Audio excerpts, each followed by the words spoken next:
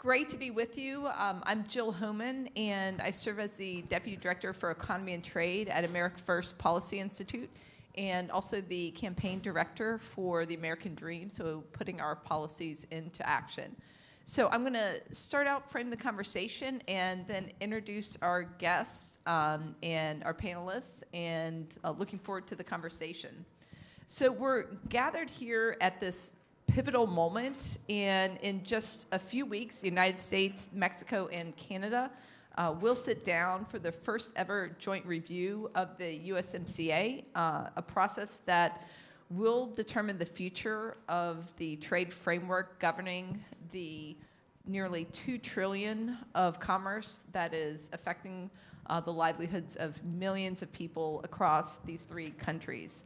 To understand why this timing matters, we need to also start out about why NAFTA failed and what the USMCA did to fix it. NAFTA opened markets to trade within these three countries, but left the American workers behind. We didn't have wage floors nor enforceable labor standard.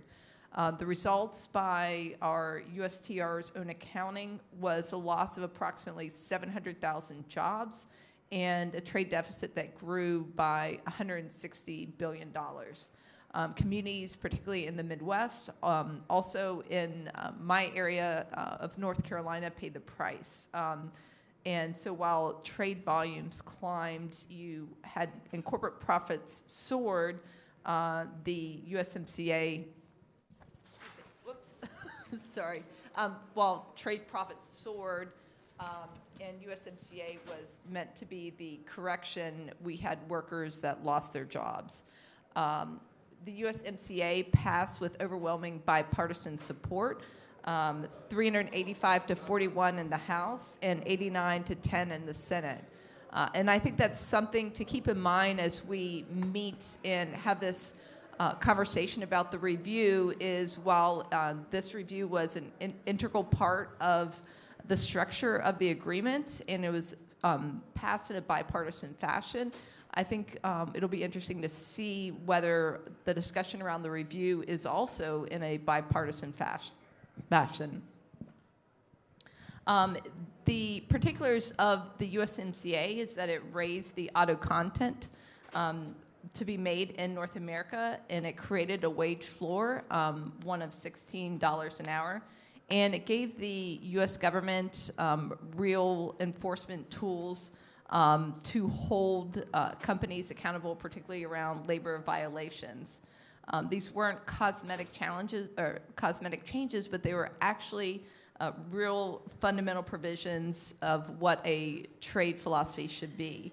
And the results speak for themselves. Since the USMCA took effect, you had trade volume that has grown by 37%, and it's approaching $2 trillion. But as we have seen, is that the benefits have not accrued to the Americans and American workers, and the main beneficiaries have been Mexico and Canada, and I think that's going to be part of the framing for our conversation. Just one other point to make is that perhaps the most consequential issue heading into the July negotiation is that while this country is not a party to the agreement, there's certainly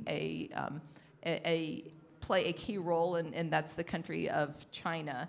And you have Chinese companies building factories in Mexico, and also in order to avoid the tariffs placed on that country. And then you also have the issue of transshipment with China.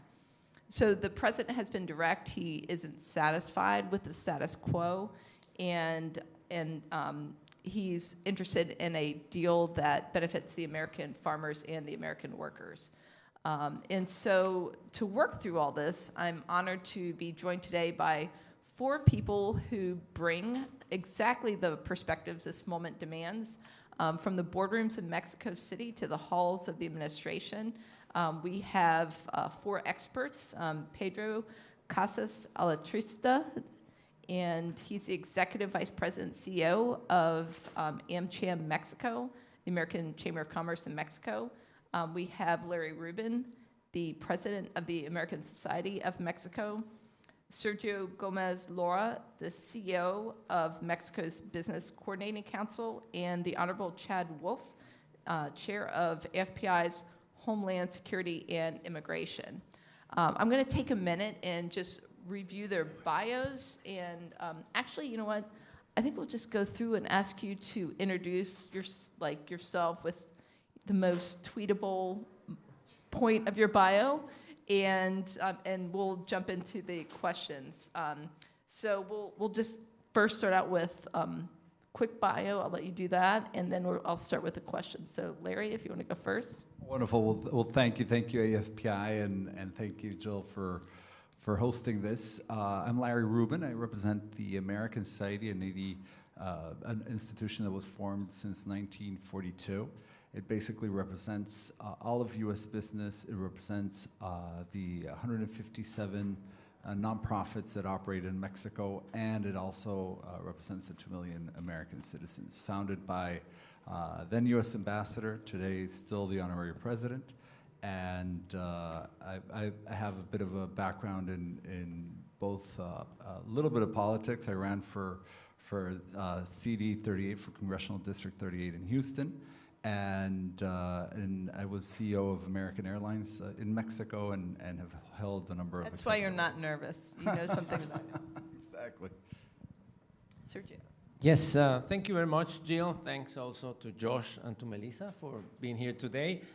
So I guess I'm a truly North American, born in Mexico City, obtained my master's degree in Laval University at Quebec in Canada, and lived for the past 10 years in the US. I now have the pleasure and the responsibility to head the office of the Mexican Business Coordinating Council here in the US.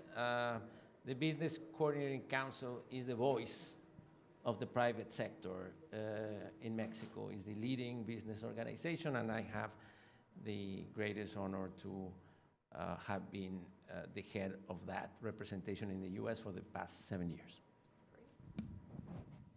Chad. Great. Chad Wolf. I've been at AFPI now for a number of years in a variety of different roles. Today, I lead their Homeland Security and Immigration Policy area. Prior to that, I spent 4 years during Trump 1.0 at the Department of Homeland Security, and sometime as the acting secretary of that department. I spent a lot of time thinking, writing, speaking about the relationship with Mexico, particularly as it relates from a security perspective, and obviously what that means for border security, immigration enforcement, things of that nature, as well as counterterrorism and some of the more traditional things. So happy to be here. Pedro? I'll take a similar approach to Sergio's introduction. I'm a true North American as well, born and raised in Mexico City. I studied 1 year at St. Andrews College in Aurora, Canada, close to Toronto.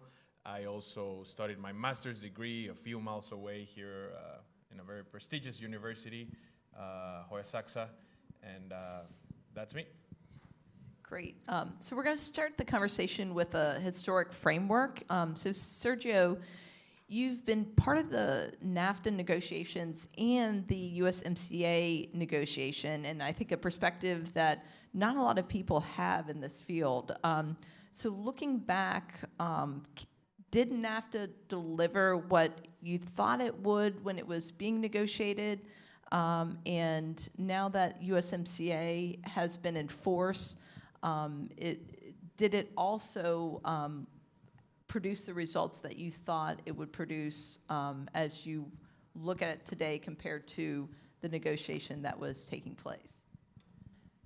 Yes, Jill. Well, you know, at the time that the NAFTA negotiation was concluding, I joined the Mexican negotiating team. I was coming from my master's degree in Canada on international law and trade law. And to be honest with you, I had no clue of what the NAFTA would become and what this region. And let me just give you 3 examples. I never imagined in my wildest dreams what really has happened. And let me give you 3 examples. Number one, Mexico became US top buyer. No other country in the world buys more goods from the US than Mexico. And you know, at the time when I was a student, Mexico was an oil economy, very far from the manufacturer. And today, we are number 1 buyer of US goods for 24 different sectors. So this is not an accident, this is not a coincidence. We really are the best client, not only of major sectors in the US economy. In the ag sector, the top 20 most relevant commodities that US puts in the world markets, we're also number 1 buyer. And if you look at states, we are number 1 buyer of over 20 states in the US, and number 1 or second largest buyer of 31 states. So we are really, in these 30 years, we became the best client for US goods. But most impressive than that, I would never imagine also that Mexico exporting to the US will be creating jobs in the US. It's counterintuitive, no? I would say, how come we selling goods create jobs in the US? Well, happens to be that, and I think Pedro's membership is a great testimony of that today, US and Mexican firms decided to produce jointly in order to be stronger to face competition towards Asia and Europe. So now, for every dollar we export to the US, there's, depending on the sectors, 40, 30, or 20 cents that are US jobs, because no exports in the planet have more US content than Mexican. So if you look at what, and the auto is a beautiful example. An European automobile or an Asian automobile manufactured in Europe and Asia have plenty of auto parts. The European have European auto parts. The Asian has Asian auto parts. The car built in Mexico has US auto parts. And number 3, at that time, China was not an issue. Well, I would have never imagined that we became US strongest ally in decoupling from China. And we have become now, together with Canada, the source of 59% of manufacturing inputs. A big part of those, a few years ago, were coming from China. So all of that, I did never imagine, Jill, 30 years ago. Great, thank you. And I think building from the historic perspective, interested in your recent writings, Pedro, that talks about a framework, and I think you wrote recently that while North American trade has expanded dramatically over 3 decades, the GDP growth in the United States and Mexico has been modest, and in per capita terms, it's slowed. And I think you talk about that USMCA has been effective in what it's designed to do around creating legal certainty, placing production under rules system, and contributing to formal employment in Mexico, but it wasn't conceived of as an industrial strategy. So it's trade, back and forth trade, but not industrial strategy. So with that, what do you see are the biggest issues Mexico sees heading into this review? And maybe think about a framework that you talk about for those issues. Yeah, thank you for the question, Jill, and thank you so much to the America First Policy Institute for the invitation. So as you mentioned, I mean, trade was never meant to be and will never be the silver bullet for growth and development for both our countries. It's part of the equation, yet it's not the solution for all. But I do believe that we are entering a new phase in which we need to see our trade agreement and our economic relationship deeper than what we've been accustomed to. I think there are a set of sort of agreements or stylized facts that we need all to have and understand, beginning with the reindustrialization process that the Trump administration wants to spearhead in the United States. That is something that Mexico wants as well, and that is beneficial for Mexico. Because if the United States reindustrializes, that means that Mexico will have, of course, a spillover effect that is also positive for Mexico.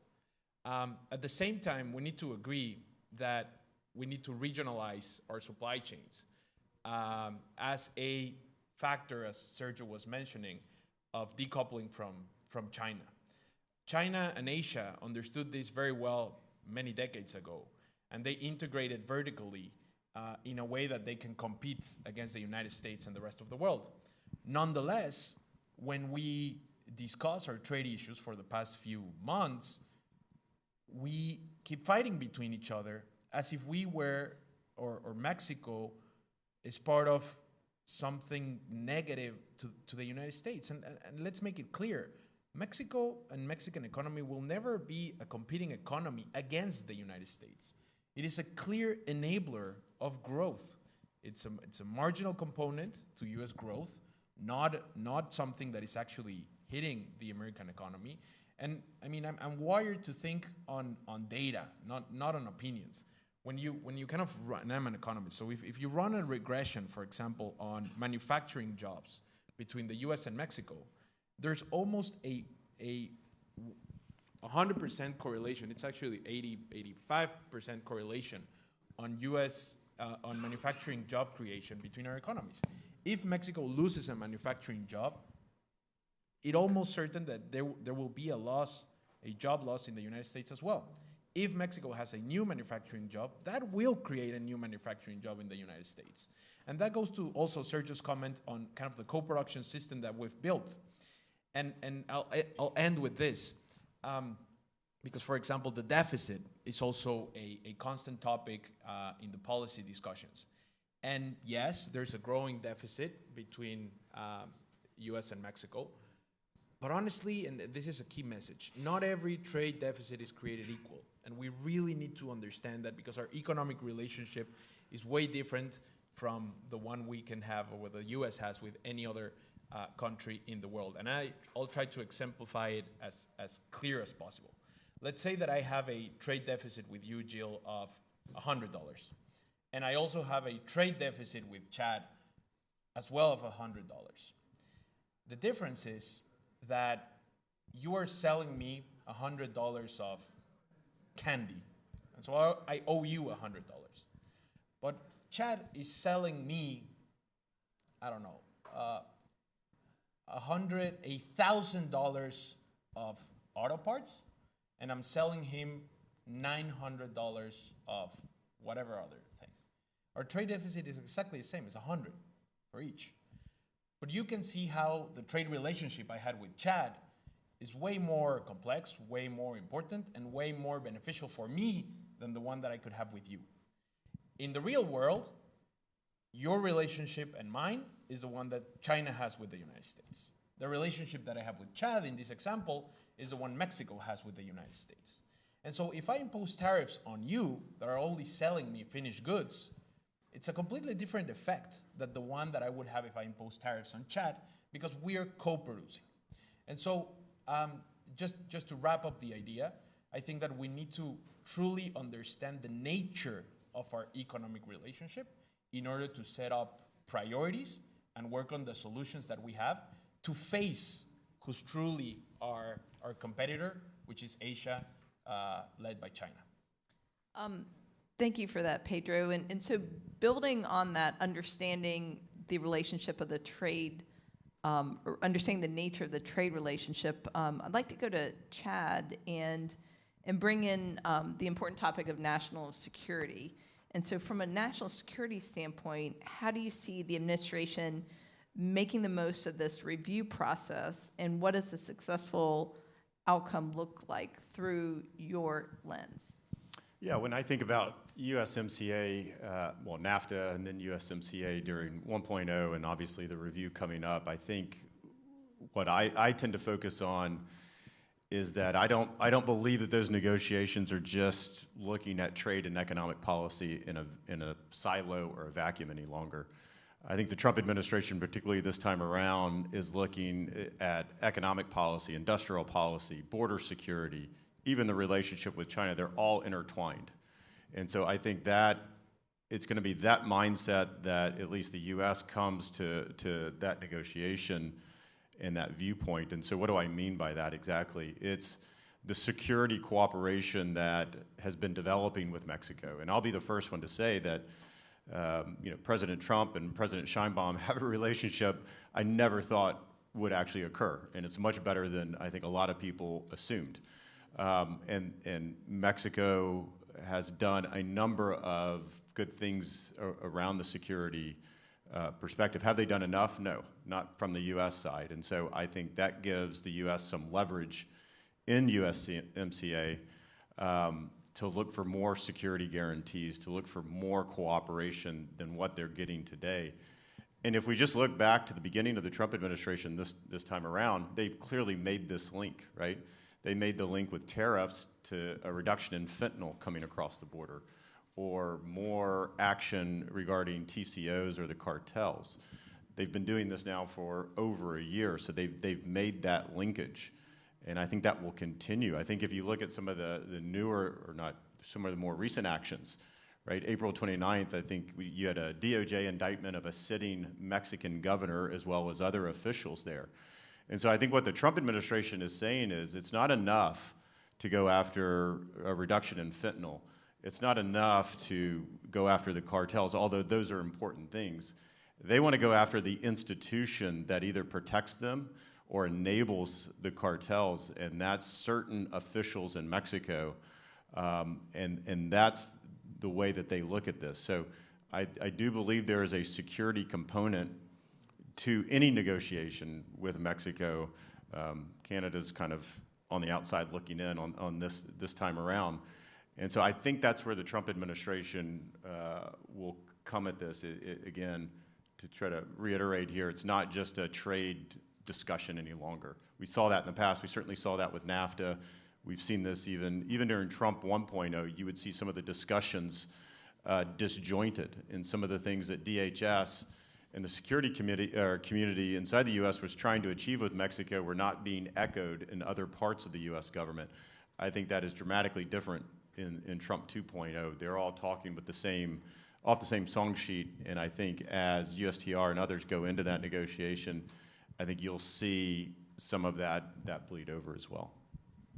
Great. So I really appreciate that perspective, and so kind of building on the security points that Chad had made, Larry, you've been outspoken and have written thoughtfully about the importance of security cooperation with the U.S. and Mexico, and stating that the U.S. has a physical presence working alongside Mexican authorities, and crime rates have come down, and Mexico should take full advantage of every offer of American support to create better security conditions.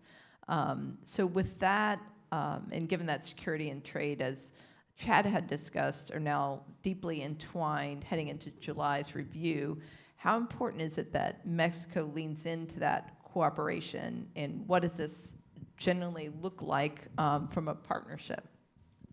Definitely, and one of the priorities that the Trump administration has set is definitely to not only reduce fentanyl use in the United States, but really stop the free flow of drugs into this country, and definitely we could not be more supportive of that as a general population, both in Mexico and the United States. How does it look? It really looks, it has to be where Mexico understands that indictments and accusations stemming from the U.S. are very serious and well thought out of. And for example, with the governor, the sitting governor, the former sitting governor that was accused recently, I would have expected Mexican government to jump at the opportunity, or a lot of us would have expected to jump on that opportunity and bring forward people that that are assumed involved in the drug trade. It is obvious that politicians have been involved in facilitating drug routes and strategies to these narco-terrorist cartels. And what is expected is for Mexico to cooperate fully and bring them to justice. I understand from a Mexico perspective that is not as easy because it starts to tear down those political factions that are so important to some politicians. But at the end of the day, I believe the president of Mexico, as well as the president of the United States, owes their total population, so not only the voters that voted them in, but the total population, better security, better conditions, right? And it seems sometimes that the focus is on protecting their own political party turf. And that is very dangerous, because when you start focusing only on that political party turf, you forget the rest of the population. And it seems today, hopefully things will change, but that these 10 indicted individuals are free to roam and disappear, right, in Mexico and beyond, and that is very dangerous. But I think at least President Trump has set the tone, and he has through his DOJ and naturally through the court system established probably the first time that a sitting governor is indicted, and the focus is how do you bring them to justice. The word from the states is this will continue, and that is excellent, because anyone who's involved in the drug trade at whatever level and whatever degree, I believe, should face consequences. And the moment that these rogue and dirty politicians start seeing that they might not be accountable in Mexico, but they will be accountable in the United States, that's when things will start changing. And so I'm hoping that this pace of declaring governors or congressmen or sitting cabinet members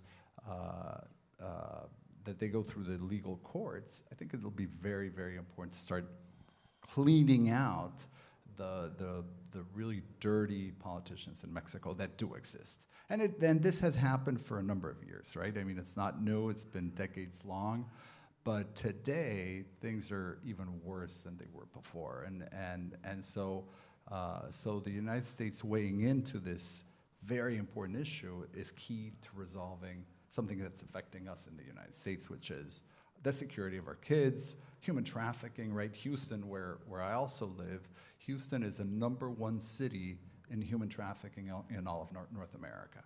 And just to give you a very quick example, when this huge drug lord by the name of El Mencho was captured and killed in Mexico, thanks to the US forces, of course, but once he was killed, his whole direct system started to crumble, and soon enough, in Houston, they were able to grab his representative, who was responsible for the U.S. market. So those examples of working together, I think, are crucial. Thank you. And so we talked about national security, and so I'm going to go to Chad with this question. And I brought up, and we've touched on also the fourth member, the de facto member to this agreement, and that's China, which plays a significant shadow role. So, Chad, can you expand on the Chinese presence in the hemisphere and how it plays into the upcoming negotiation? Sure. I think for the U.S. and the administration's been pretty clear on this, that China continues to be that strategic adversary. And so as you see more and more Chinese influence in the Western Hemisphere, and again, it's mentioned very specifically in the national security strategy and others, I think that's something that the administration's taking very, very seriously. And you see a lot of direct foreign investment into Mexico, into other places in that hemisphere. So as USMCA, renegotiation continues, my guess is, again, they will start to bring a little bit of pressure to both the U.S. and hopefully eventually Canada, to Mexico and eventually Canada as well, as what can we do about this? What are some strategies to as we talked about earlier, decouple from China. And it comes in a variety of different ways, right? I mean, are they doing this to get around tariffs, Chinese tariffs, as a way to get different types of auto and other goods here in the United States? I bet that's one piece of it, but it's not the only. There is a national security concern here as well. So as the U.S. kind of looks at combating malign Chinese influence here in the United States, I think that will certainly bleed over into a USMCA discussion as well, because I think we see this in a variety of different ways and having it manifest itself as well. And again, it's not just Mexico and Canada, but for the purposes of USMCA, I think that's the focus. But it's elsewhere in the hemisphere that the administration is also very, very keen on making sure that we're reducing reliance on China. Obviously fentanyl, we've talked about this and now a couple of times, and the precursors obviously come from Mexico. And when the U.S. sort of shut those down in 2018, 2019, we saw a lot of those precursors go to Mexico, right? And we continue to see those illicit narcotics and fentanyl come across that southern border in lower amounts now, which is good, but they are still there. So I think, again, getting back to my original point about how it's not just a trade negotiation, but I think a lot of these other factors, the security implications, the national security implications, and particularly China as it relates to that, I think will be a big part of some of the discussions that they're going to have. Great, thank you. And so Sergio, I want to go to you. So you represent Mexico's private sector, and you really know these negotiations. So how do you see Mexico responding to the issues around China, and how far do you think Mexico's willing to go around these issues? So I saved a very easy question for you, Sergio. So. Well, it is. It is, and let me tell you why. Mexican private sector is pretty much aligned with this China issue. It has translated in the negotiation into a concept that is called North American economic security. And we are very much aligned in the need of strengthening North American economic security. And let me explain you why, and let me explain you where we're coming from on the private sector. So in 2000, China acceded to the World Trade Organization. And the World Trade Organization is an institution that works by unanimity. So in order for a decision to be made, you need vote of every single country. Well, guess, Jill, who was the last country to give the vote in favor of Chinese accession to the WTO? Mexico? Mexico. And there's a very simple reason. We compete directly with a Chinese manufacturer in several sectors, and we have been one of the countries in the world that has been most hurt by Chinese unfair practices.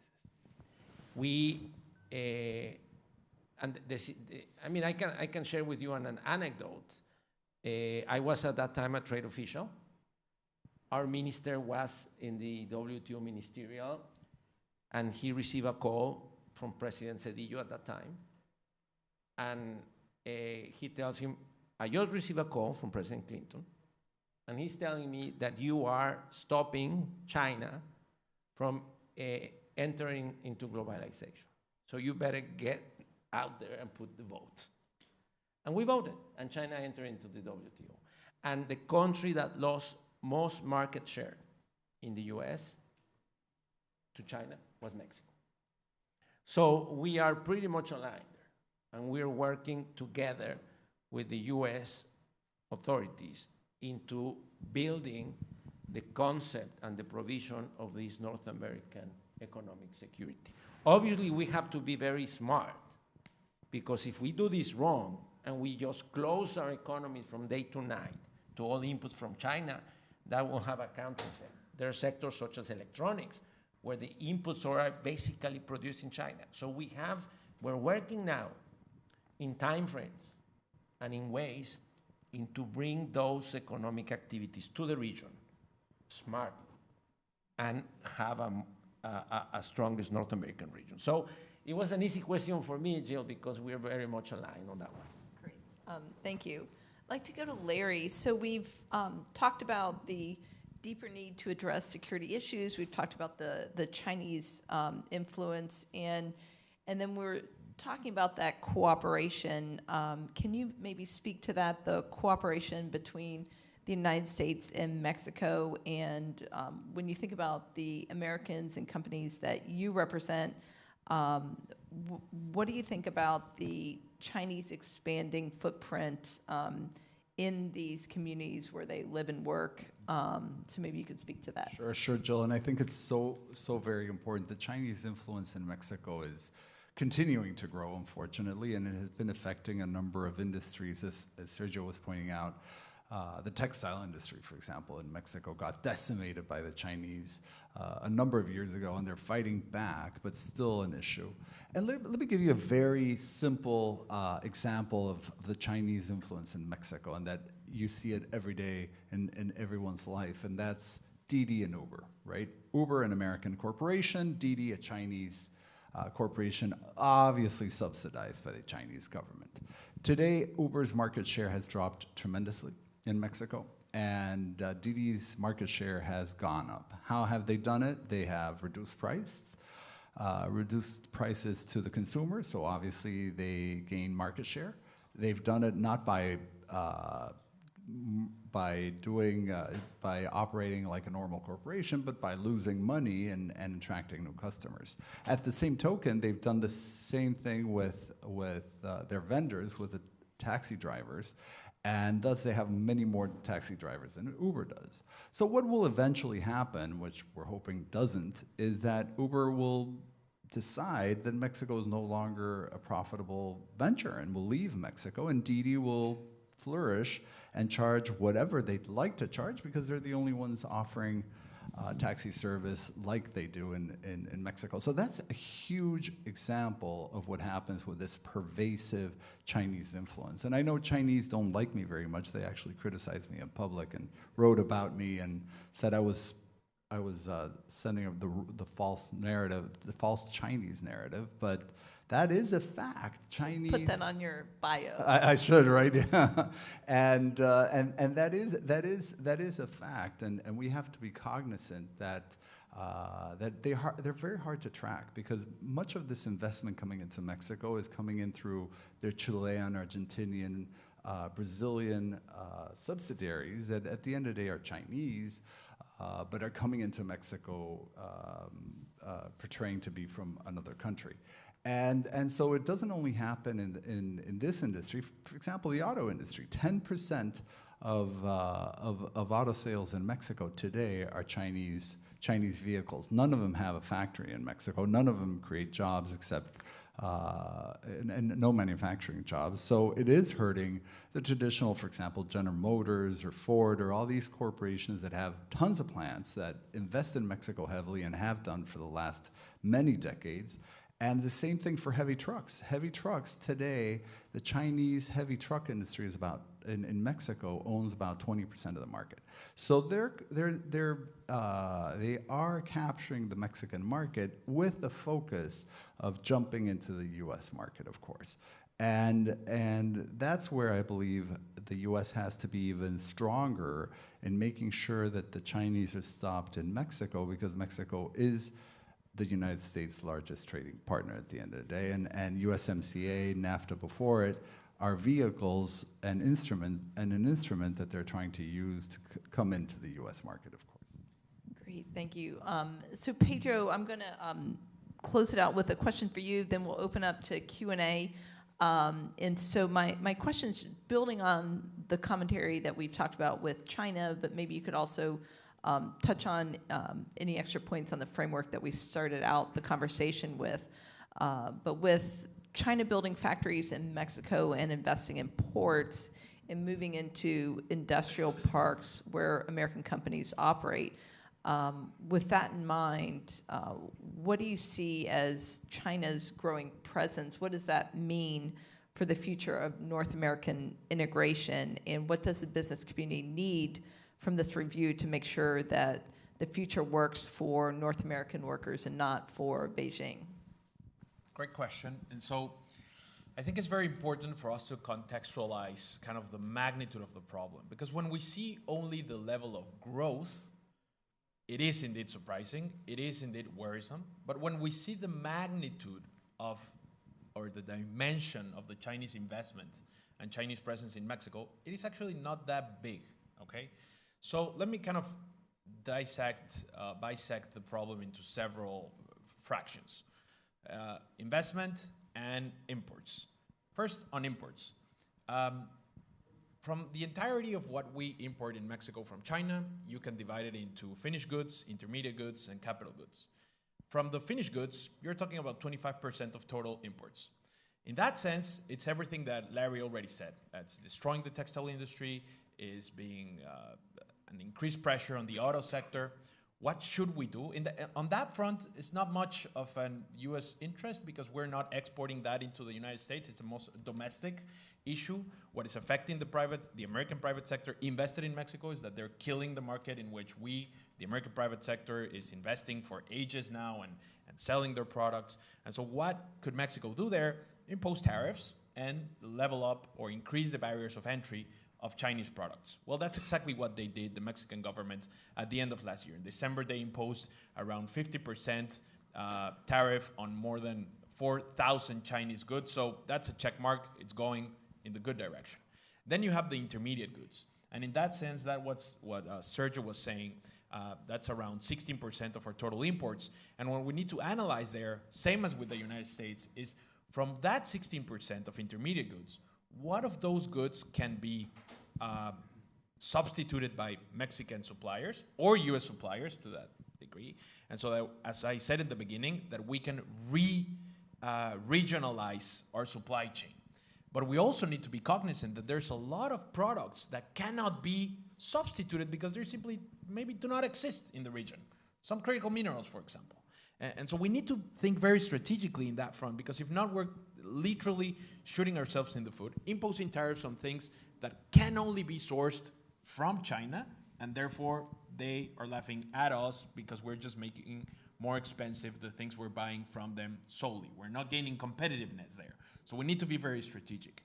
And then on the last part, which is around 60% of what we import, we're talking about capital goods, things that we're using to produce in Mexico. If we don't want Chinese goods, capital goods, to be invested in Mexico for producing, I truly believe that we need to have a serious discussion as allies between the U.S. and Mexico in saying, because and putting kind of myself on a Mexican politician's mind, it's like, okay, I won't import this, but then what's in it for me? Like, why are we just going to stop that and kind of affecting, quote unquote, our capacity to produce just for kind of goodwill? Again, putting myself kind of in a Mexican politician's shoes. So we really need to think constructively in how we can, again, regionalize our economic capacity and without killing ourselves in the process. And to conclude, it's the investment front. When you see the stock investment of Chinese, the Chinese stock investment in Mexico is less than 2%, okay? I do agree with Larry that a lot of those investments come kind of as if they were part of other country. But let's say, what percentage was that? Is that incorrect? Is it 200%? Is it 500%? Is it 600%? If we missed by 600%, that amount of investment wouldn't even reach 5% of total stock investment in Mexico. So just to wrap up, I believe it's a huge problem. It is a shared priority to decouple or completely separate ourselves from Asia, being a united region that can actually compete against them. I completely agree with that. But at the same time, we really need to understand the dimension of the problem, just not to over-exaggerate and do not kind of lose our focus in saying we need to integrate more, we need to work as allies. Mexico is a enabler of growth to the United States. We need to work on that front if we truly want to compete instead of shooting ourselves in the foot. Great, thank you. At this time, I would like to open up to questions. Yes. Oops, we have a microphone. Oh. Yes, she can. Hi. So I want to pose this question to all of you, but perhaps more directed towards Chad and Pedro, speaking on China. Is it still true? I understand that Chinese investment pales in comparison to U.S. investment in Mexico, but I think, Chad, is it still a problem of national security? It's not how much Chinese investment, but in which sectors? Telecom, sensitive data, right? Technology. I think that's what poses a real national security concern for the United States. And what the White House has pushed out is it's not just economic security, it's now national security as well. So would love to hear your thoughts on that. So. Sure, I'll take a first stab. Well, here's how I view this, which is economic security is national security. So it's not necessarily percentages, but to your point, it is the type of investment and in what sectors. We see this here in the United States. We see this in Mexico, and I think, again, the administration's trying to understand and trying to tackle it both at the same time. So, yeah, telecommunications, across a variety of different sectors, all factors into that national security issue. And so while, I hear what panelists have been saying, that overall it's a low percentage in Mexico, and we need to understand that. And I agree with that. You do need to understand it. You need to put it in perspective. That's not to say it's not still a top priority. Just because the number or the percentage may not be as high as we intuitively or that we believe it is, it's still an overriding factor, I think, for the Trump administration. And I think they'll bring that to that USMCA negotiation stance. We just see this here in the United States, right? We see certain industries, the steel industry, as well as others. We've seen ag land being bought by Chinese firms, right? We see this across multiple sectors, and the administration is trying to tackle this, as best they can here in the United States. Now, they will try to do that, I think, or I should say, at least I would encourage them to try to do that through USMCA as well. Not only with Mexico, but eventually when they start talking to Canada as well. Canada's got a little different approach, and I think there's a bill introduced, which I think is interesting, and there's a mechanism here in the United States called CFIUS to review national security concerns about investment here in the United States. It's a complex, between Treasury and Department of Justice and DHS and a variety of others.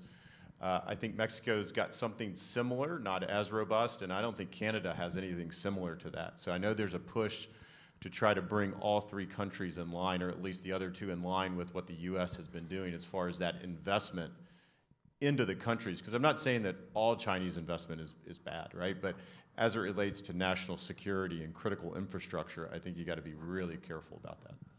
Completely agree with Chad, and actually when I was referring to investment, I forgot saying the CFIUS part of it, but the Mexican government is also working on that, kind of to be more judicious on the origin of investment. And I do want to kind of underscore again, my comments were not to defend China at all. I don't have the privilege, like Larry, to be cited as an enemy of the Chinese, but I'm right next to it. Maybe the way I just in a couple of sentences rephrase what I was saying is that I believe there are a couple of ways we can actually work with the problem. One is a reactive one, in which we say we need to stop the Chinese investments in Mexico and whatnot, which is not very constructive. Or we can look at it from basically just a different angle, but it's the same issue, which is, let's say, we need to North Americanize our supply chains. And so you're combating the same problem, but instead of just saying, let's block those guys, it's like, how can we work this together? And the natural result of that will be a decoupling from China. I just think that we can have a more proactive approach, which is actually more beneficial for both countries. Just very quickly, because you already mentioned it, but I want to take a moment just to emphasize.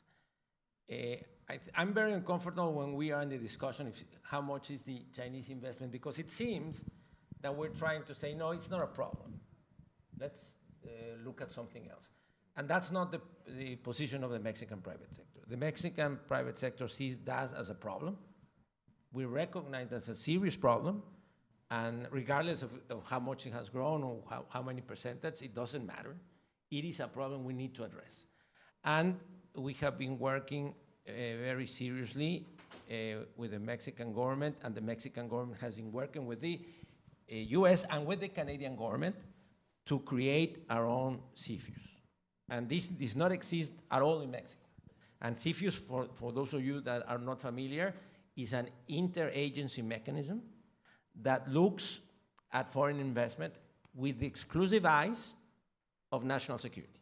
It's not economic competitiveness, it's not trade or industrial policy, it's national security. So what Mexico has done, it has looked at US CFIUS, and we have looked also at the Canadian CFIUS because it seems that it's working pretty well. And we have now created the legal framework to put it in place. My reading is that it's already very close to be sent to Congress, and we will have a mirror of the US CFIUS. So it is a serious issue. It is an issue that we're taking care as a priority, and it's something that is going to be addressed as part of the whole economic security discussion under the USMCA. Larry, did you want to? Sure. And really to the heart of Lila's question, there's even industries that could thrive in Mexico that touch national security here in the States importantly, and that's, for example, Mexico could lead on the API manufacturing. What is API, right? It's the active ingredients in all the drugs that we take worldwide, and China leads that today. Mexico has an incipient but very important industry that could grow to become and to replace a lot of what we get from the Chinese.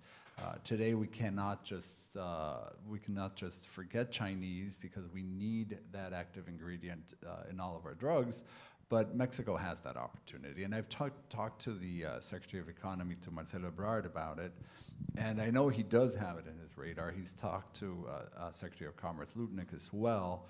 And that would be a great opportunity for Mexican industrials to focus on, for example, and that goes to the heart of national security, of course. Great. I think we're maybe have time for one quick question. Yes. Real quick, what do you see as your provision in there for AI and robotics that evolves so quickly? We know that this agreement's going to probably be moved a month after. What's that provision you all see as we get older? Somebody was, I'll just, in case audience didn't hear it, the question was about how do we see USMCA address the issue of AI? So I don't know if someone wants to tackle it. And robotics.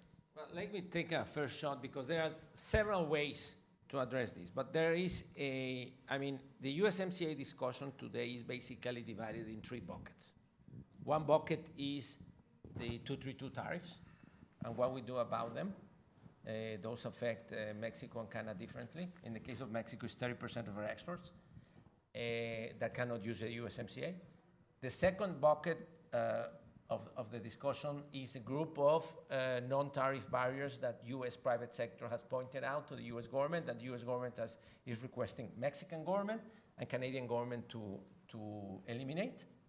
And the third bucket is strengthening North American supply chains, North American economic security, decoupling from China. And there, an important element is how we are stronger in strategic areas. Robotics, AI are clearly two of them. And this goes from having enough energy, electricity, to source the need of developing AI, into having the supply chains to bring the equipment, the servers that AI is needing, and into also having a common strategy, into a regional strategy, into not letting competitors from other regions win the AI race. And the discussion under the USMCA is addressing all of them. The energy discussion is very relevant, having enough electricity. We need to produce in the region enough metals and enough components to have the servers and the equipment that AI is needed, and we also need to have a common security strategy in order to make sure that we don't have interference for other non-regional players in the AI environment here, and we can be leaders in the AI race.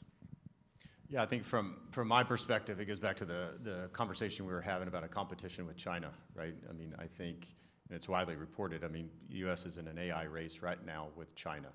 And so the question becomes, how do we make our partners, from a U.S. perspective, Canada and Mexico, a partner in that race to help us come out on the winning side? So whether it's data centers, whether it's chip manufacturing, chip designing, the AI frontier companies, whatever it may be, is how do you make sure, both from a security perspective, that technology is not being stolen, right, and replicated elsewhere, particularly in China. But how do you make sure that all of that complex supply chain is better onshored, I would say specifically in the US, but more holistically in North America? A lot of that supply chain right now is coming from parts of Asia. A lot of it has been onshored here in the US, but the question is, how do you get more and more of it here? I think from a national security perspective, an economic security perspective, hopefully that's some of the discussions that are going around, or that will go on as it relates to AI within USMCA. I'll take 2 sentences. I know Larry has to leave, and I don't want him losing his plane. So nervous. So a couple of lines. First, this kind of sets a perfect example of why the review process is something important, it's something relevant. Just 6 years ago, there was no AI on the table. Nobody spoke about that. And today is something extremely relevant. So the clause for reviewing the USMCA is critical. At the same time, pushing uncertainty on not knowing for how long we have an agreement on which a competition and a race for AI can actually bring kind of certainty to the investments of our companies. And in order for us to compete, that is kind of the other side of the coin that is bringing, kind of is making us lose ground in that competition. So I think the review process is great, but we need to make sure that the agreement lasts enough for companies to actually have the certainty to invest and compete together as a region. So thank you so much. I'm going to wrap up the panel. This has been really informative, and I'm going to tell you what I learned today. So Sergio, you never imagined the 3 things that Mexico would become the largest buyer for America, and particularly, you're exactly right, U.S. agriculture. Secondly, Mexico importing to the United States creates jobs in the United States. And thirdly, China at the time wasn't an issue. And so this is something that's really risen to the forefront. Pedro, you talked about we're entering a new phase of this trade relationship, and it's deeper than originally designed, and that we need to, one of the issues is regionalized supply chains, especially against China. Chad, you spoke about trade and economic policy, and it's not just at the top level, but it's very intertwined, and it requires a cooperation, and that these presidential relationships are strong and growing. And for the Trump administration, it's not enough to just to reduce fentanyl. It's going after the institutions that protect and enable them. Larry, you spoke about that it's expected Mexico to cooperate fully, but it's not easy. And the focus should be on protecting these the areas of trade, and then we talked about, for Chad, China as a strategic adversary, and then Sergio, you mentioned the Mexican private. It was a North American economic security, so that was fantastic. And Larry, you talked about the pervasive Chinese influence. And then lastly, Pedro, you mentioned the ways to address the Chinese problems. It's either one, reactive, or secondly, proactive. within our North American supply chains. And I think last point is economic security is national security. So with that, that was my recap. Thank you so much. And then let's all cheer Larry on as he runs to the airport.